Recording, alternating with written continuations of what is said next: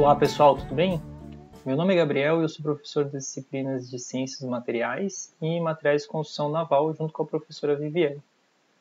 Na disciplina de Ciências Materiais, que é na terceira fase, a gente vê uma visão geral sobre materiais, uma introdução aos principais aspectos relacionados a materiais. Já na disciplina de Materiais de Construção Naval, ela é na sétima fase. Aí a gente já foca mais nos materiais aplicados na indústria naval. E há uma divisão dentro dessa disciplina em dois tipos de materiais, os materiais metálicos e os materiais compostos. Como eu leciono, na maioria das vezes, a parte de materiais compostos, vou fazer essa apresentação aqui como uma breve introdução do que vocês vão ver na disciplina mais para frente no curso. Então eu selecionei 3 temas para falar. Primeiro eu vou falar um pouco do cenário nacional, depois falar um pouquinho sobre os compostos utilizados na indústria naval e falar um pouco sobre os nossos desenvolvimentos aí em relação ao ensino, o que vocês vão ver aí no futuro. E outro ponto é que vocês vão notar que os slides aqui eles estão em inglês, eu peço desculpas por isso, mas eu acho que é interessante também para vocês já ir se acostumando com alguns termos, né, visto que a bibliografia, as referências que vocês vão utilizar muitas vezes é em inglês. Então eu vou começar mostrando para vocês o mapa hidroviário do Brasil. Eu retirei do site do Ministério dos Transportes no ano passado esse mapa, e ele mostra as principais vias navegáveis do Brasil, e a gente nota aí a extensão aqui nessa tabela, mais de 50 mil quilômetros aí de vias navegáveis. Além disso, a gente tem uma costa aí com mais de 8 mil quilômetros de extensão, sendo que mais da metade, mais de 4 mil quilômetros é navegável, né? Visto esses números e comparando esses números com outros países desenvolvidos, a gente nota que, ou em desenvolvimento, né, a gente nota que o Brasil tem uma potencialidade muito grande, mas não está explorando isso em todo o seu potencial, vamos dizer assim, né? E em uma pesquisa feita pela Associação Acobar, e divulgada em 2015, ela levantou junto com os estaleiros, né, as perspectivas de desenvolvimento para o futuro. E eu selecionei 2 perguntas que foram feitas aos estaleiros, se eles tinham intenção aí de contratar mais pessoas em relação a abrir mais posições de trabalho, e se eles tinham a intenção também de expandir a infraestrutura, a estrutura do estaleiro. E se vocês forem notar, os números aqui mostram que a grande maioria é favorável, tem essa intenção, né? Querem crescer. E no final dessa mesma pesquisa, eles levantam quais são os gargalos, né, em relação a esse crescimento da indústria náutica no Brasil. Coloquei alguns pontos aqui que vão desde aspectos econômicos e políticos, em desenvolvimento de novos materiais e processos, né, melhorias de processo, rotas de processamento, novos fornecedores, né, novas opções aí de fornecedores, principalmente fornecedores nacionais, e mão de obra qualificada, né? Então, se a gente for ver aqui dentro da universidade, né, como um curso de engenharia naval, a gente pode ter um impacto relativamente direto aqui nesses aspectos, né? Principalmente na parte de formação de mão de obra qualificada, que vai ser a consequência para depois novos desenvolvimentos aí, desde processamento até materiais. Eu trouxe basicamente esses aspectos para vocês terem em mente a potencialidade do mercado naval no Brasil, né, e o quanto que a gente ainda pode explorar e crescer nesse aspecto. E recentemente também vem se discutindo a questão de uma PL, né, que é um projeto de lei que passou pelo Congresso e agora está no Senado. Talvez quando vocês virem esse vídeo aí já esteja mais avançado em relação a isso, que facilita o processo de cabotagem no Brasil, tende a gerar ou aumentar ainda mais os números para a gente explorar essa costa que a gente tem de maneira mais adequada também na questão de infraestrutura. Bom, visto esses pontos, né, em relação à potencialidade, agora a gente vai falar sobre os materiais em si. Então, os compósitos aqui utilizados na indústria náutica e naval, a primeira coisa que a gente vai ter que fazer é entender o que é um material compósito. Então, o compósito tem como definição essa que está escrita aqui na STM, mas é importante a gente ter uma base e entender um pouquinho sobre materiais também. Então, os materiais eles são subdivididos em 3 grandes classes tradicionais aí: os metais, as cerâmicas e os polímeros. Muitas dessas classes têm vantagens e desvantagens frente às outras em determinadas aplicações. Os compósitos eles são a junção de 2 ou mais classes em um determinado componente para alcançar propriedades de engenharia que nenhum desses materiais, nenhuma dessas classes iria alcançar isoladamente. Isso é o material compósito. Então, qualquer combinação que vocês tenham dessas classes aqui, a gente acaba formando um material composto desde que tenha propriedades únicas aí que sejam utilizáveis, né? Existem diferentes tipos de compósito, por exemplo, existem matrizes metálicas de cobalto com inserções de partículas mecânicas para aumentar a dureza, existem materiais metálicos com inserção de polímeros, então qualquer combinação que vocês forem ver aí que seja uma ferramenta de engenharia é considerado um compósito. Dentro da indústria náutica, a gente foca em um tipo de compósito que são os polímeros reforçados com fibras, que são os mais utilizados, né? A ideia aqui é utilizar uma fibra que vai dar resistência mecânica e rigidez para o nosso componente e um polímero que vai funcionar como matriz, né? A matriz ela tem duas funções primordiais. A primeira função é transferir qualquer carregamento mecânico para o nosso reforço, porque é aquele cara que vai suportar as tensões mecânicas, e proteger o nosso reforço do meio externo. Então qualquer ambiente mais agressivo vai ser protegido pela nossa matriz, né? Essa combinação de fibras e polímero, né, ela acaba formando um componente que tem uma alta resistência mecânica e uma baixa massa específica. E é interessante para qualquer indústria veicular. Por isso que os compósitos fibrados, eles vêm crescendo no mercado ano após ano, sendo considerado material substituto, por exemplo, para materiais metálicos, materiais cerâmicos e outros tipos de materiais também. Então agora a gente vai entrar num ponto que a gente vai discutir quais são os principais componentes utilizados nos compósitos que vão ser aplicados na indústria naval. A gente vai falar sobre os tipos de matrizes, os tipos de fibras e depois um pouquinho do processamento deles. Vamos lá então. Então as matrizes mais utilizadas são os polímeros termofixos, que são as resinas. As resinas elas são comercializadas no seu aspecto físico como material líquido de baixa viscosidade, né? Então ela tem uma viscosidade parecida como se fosse de um chocolate, assim. E elas passam por um processo de cura e polimerização, que é uma reação química. Então a gente coloca um elemento lá, que é um iniciador, ele vai vai fazer uma reação química acontecer dentro da cadeia molecular da nossa resina, e a nossa resina ela vai deixar de ter uma estrutura líquida para ter uma estrutura sólida. Então o reflexo de todas essas transformações químicas vai ser que ela vai mudar de aspecto líquido para o aspecto sólido, e essa transformação aí é chamado de cura ou polimerização. Dentro da indústria náutica existem diferentes tipos de resina, e esses diferentes tipos de resina têm diferentes propriedades mecânicas, propriedades de absorção da água e diferente custo também. Então, dependendo do componente que vocês vão utilizar, vocês acabam escolhendo uma resina de poliéster, éster vinílica ou epóxi, dependendo de quanto se essa peça vai ser estrutural ou não vai ser, que fibras que vocês vão utilizar e que não vão utilizar, enfim, aí esse vai ser o critério de escolha de vocês. Dentro da disciplina, mais para frente, lá de construção naval, a gente vai ver as diferenças de formulações químicas entre essas resinas e qual o impacto disso em suas propriedades. Tem um link que eu coloquei aqui na apresentação que fala um pouco sobre esse processo de cura e formação de ligações cruzadas e também mostra alguns exemplos. Se vocês tiverem interesse, vocês podem abrir e dar uma olhada nesse link posteriormente. Bom, agora indo para as fibras, né? As fibras elas são comercializadas de diferentes formatos, né? Então, o formato que é tradicional são os chamados tecidos unidimensionais, onde a maior parte das fibras, né, que são contínuas e longas aqui em forma de cabos, estão direcionadas para um determinado sentido. Isso faz com que eles são mais utilizados em regiões que a gente tem peças com solicitações específicas em uma determinada direção. Aí a gente posiciona os tecidos unidirecionais naquela direção. A gente vai ter propriedades ótimas, né, e excelentes na direção das fibras. Entretanto, na direção transversal às fibras, a gente não vai ter uma modificação das propriedades tão alta, né? A gente vai ter basicamente as mesmas propriedades do polímero, da matriz. Existem também tecidos ditos bidirecionais ou bidimensionais.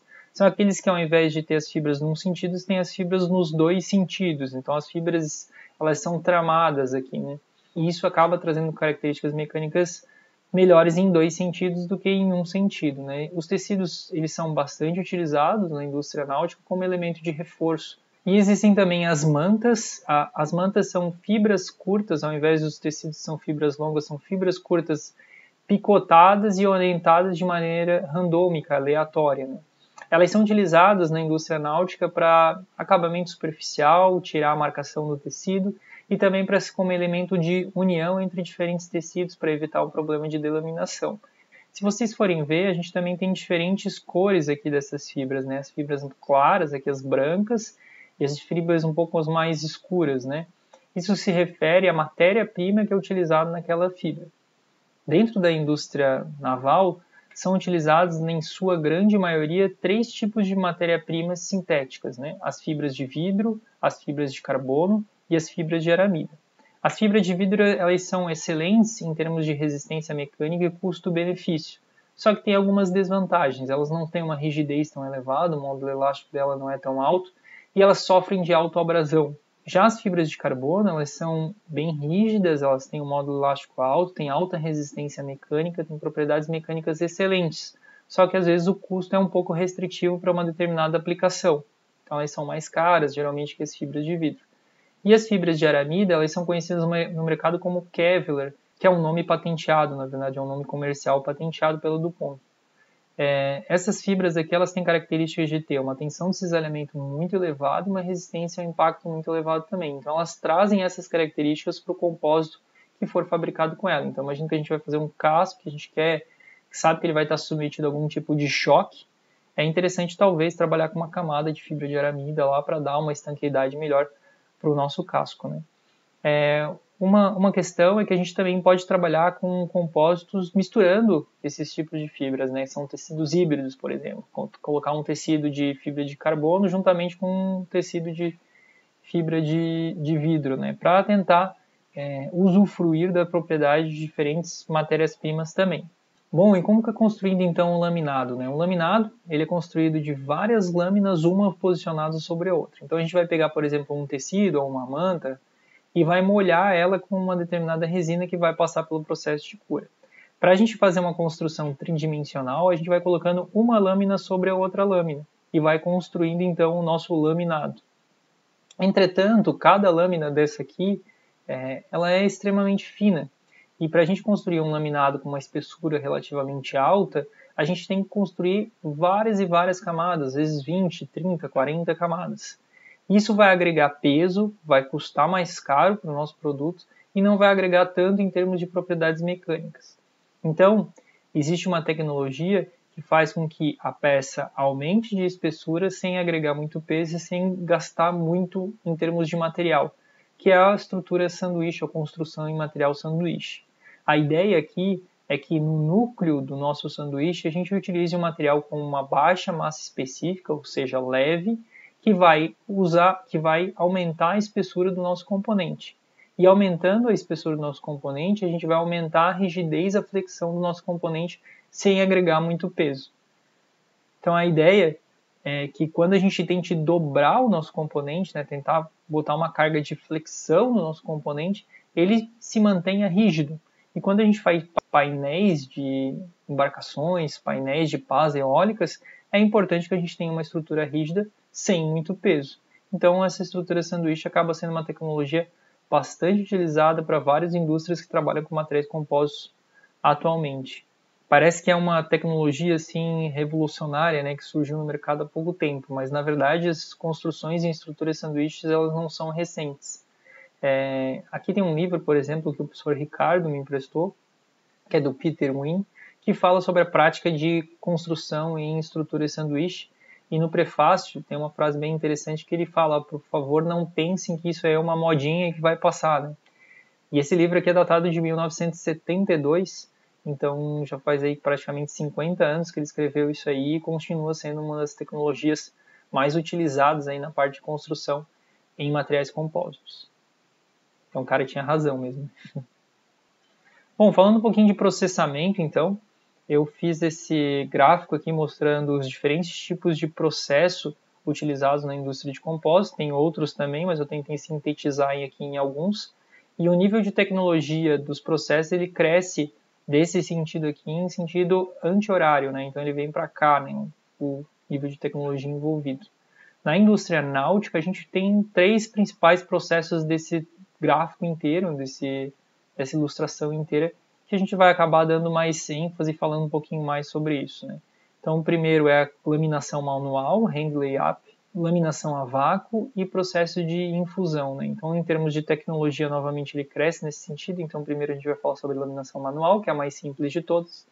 Depois, um pouquinho sobre laminação a vácuo e infusão. A ideia é de vocês entenderem, terem um overview assim, do processo, entenderem mais ou menos como ele funciona. E, obviamente, a gente vai se aprofundar isso quando vocês chegarem na disciplina mais avançada lá, né?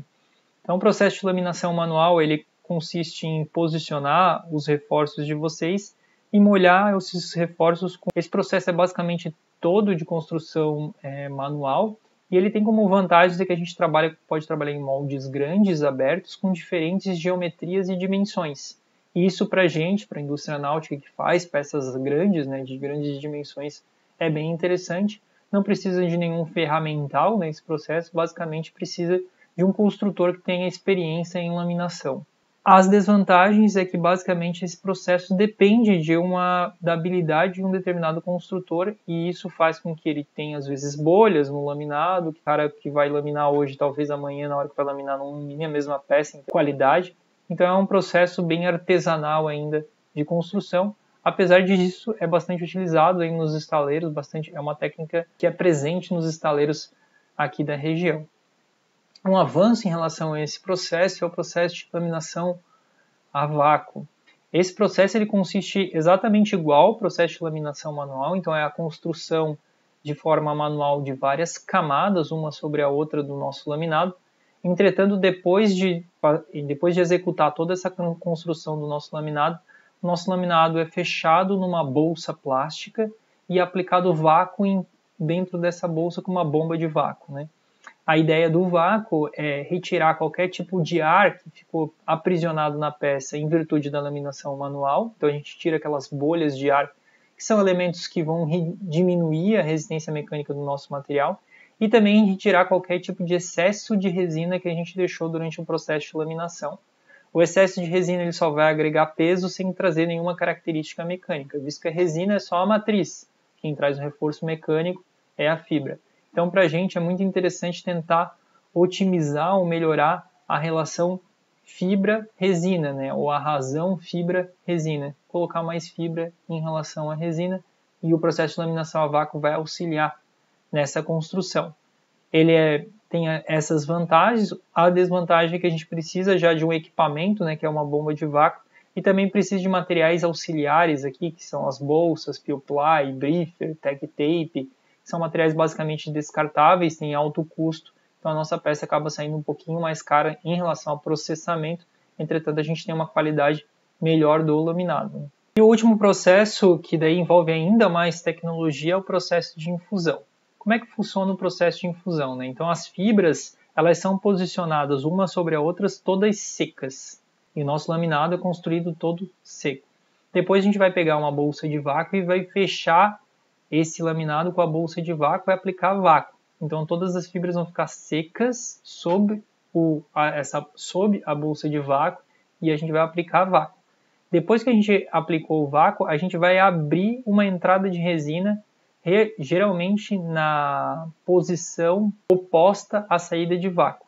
Então a nossa resina ela vai entrar dentro do nosso laminado por diferença de pressão. Por quê? Lá fora a gente está a 1 atm, e lá dentro do nosso laminado a gente está aplicando o vácuo, né? Então essa diferença de pressão vai puxar a resina para dentro do nosso laminado e vai começar a molhar todo o nosso laminado.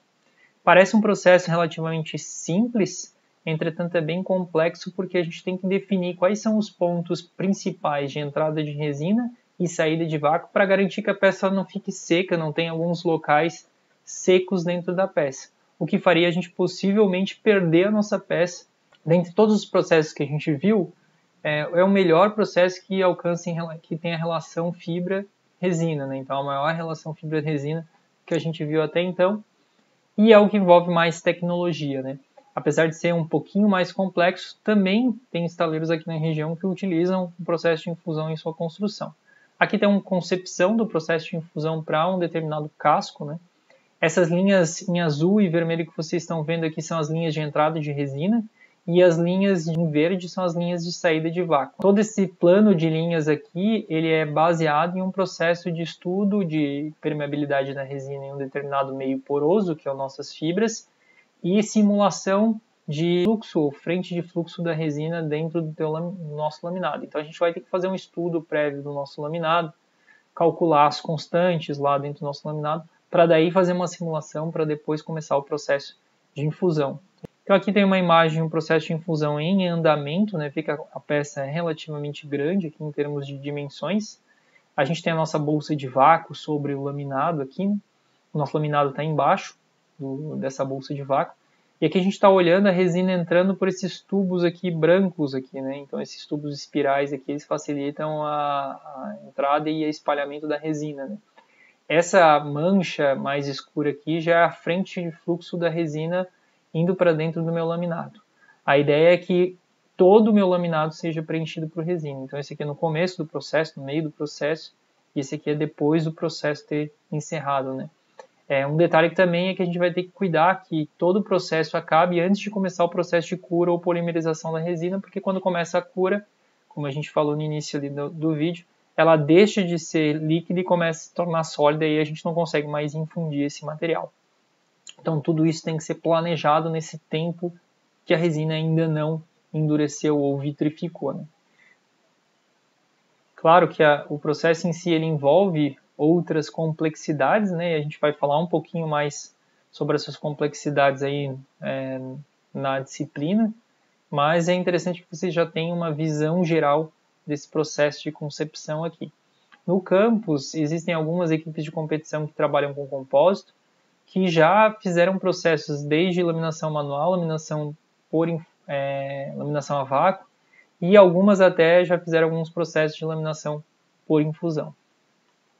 Bom, e agora a gente vai para o último tópico, que a gente vai falar um pouquinho sobre as atividades de ensino vinculadas a essa parte de compósito, né? Então, nossa estreia aí em relação às atividades de laboratório foram em maio de 2015. A gente ainda não estava nessa sede atual, né?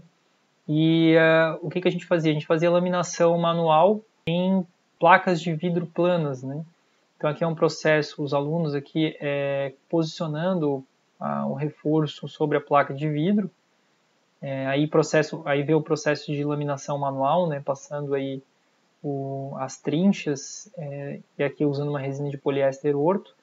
Interessante aqui que eles usaram um gel de acabamento, metade do gel vermelho aqui da peça e metade sem gel, justamente para ver a diferença de utilizar um gel de acabamento, que é o chamado gel coat, né? E aqui, com a mesma turma, a gente começou os primeiros processos de laminação a vácuo. Como a nossa infraestrutura ainda carecia de uma bomba de vácuo, a gente fez todo o processo com um aspirador de pó. Claro que não funcionou de maneira ideal, né? Mas a gente conseguiu ver que retirou um pouco das bolhas e um pouco do excesso de resina do laminado. Então aqui toda a laminação manual foi feita, posicionamos o Q-ply, um plástico bolha em cima, fechamos a bolsa aqui de vácuo utilizando uma fita silver tape, também não é o ideal, né? E aqui ligamos uma mangueira com um aspirador, e aqui puxando então esse ar que ficava preso no laminado e puxando também essa resina em excesso que foi utilizada. Isso em julho de 2015, né? Depois, em 2016, a gente começou um projeto de um molde. A nossa ideia, então, era começar a laminar dentro de um molde similar ao utilizado na indústria náutica. A gente fez esse projeto e começou a construção dele logo em março e abril. A gente fez o bloco e fez a expansão desse bloco em espuma de poliuretano. Depois fez o facetamento desses blocos aqui. Passou numa CNC. A CNC fez em 2 blocos aqui o formato do nosso modelo, né, o plug.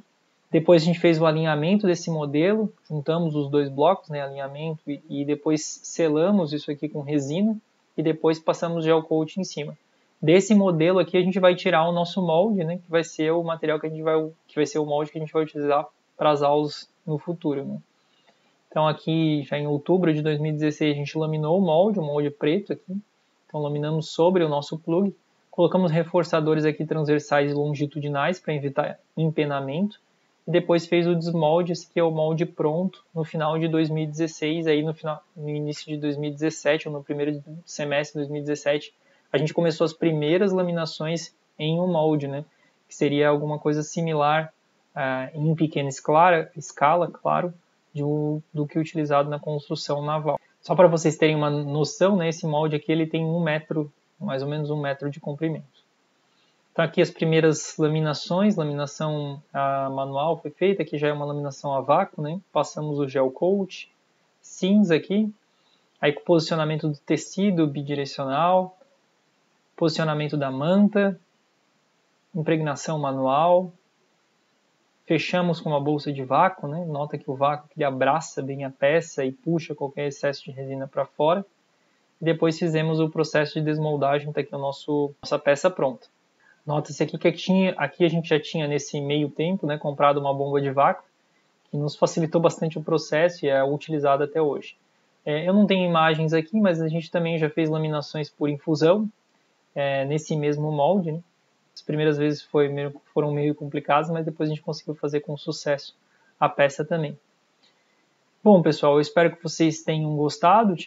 Tentei fazer um vídeo mais introdutório aí na parte de materiais compostos utilizados na indústria náutica. Hoje, a gente tem uma disciplina optativa para aqueles alunos que gostam da parte de material compósito, que tendem a trabalhar ou querem trabalhar com isso no futuro, que a disciplina tem como ementa basicamente as aulas de laboratório. Então, na disciplina Materiais de Construção Naval, que vocês têm na 7ª fase, a gente vê toda a parte teórica, e se eventualmente vocês tiverem interesse, vocês podem fazer a disciplina prática como optativa depois disso, que daí a gente vai fazer laminação manual, laminação a vácuo, laminação por infusão, para vocês ganharem um pouco de prática em relação a isso. E possivelmente durante o curso de vocês vão visitar ou vão trabalhar em equipes de competição que trabalham também com materiais compostos, não é exclusividade da Naval isso, né? E vocês vão ter esse contato com esse tipo de material, acho que mais cedo ou mais tarde. Espero que vocês tenham gostado. Qualquer dúvida que vocês tenham aí, vocês podem pegar o meu contato com o professor Kalil. Coloco à disposição aí para qualquer esclarecimento. Obrigado.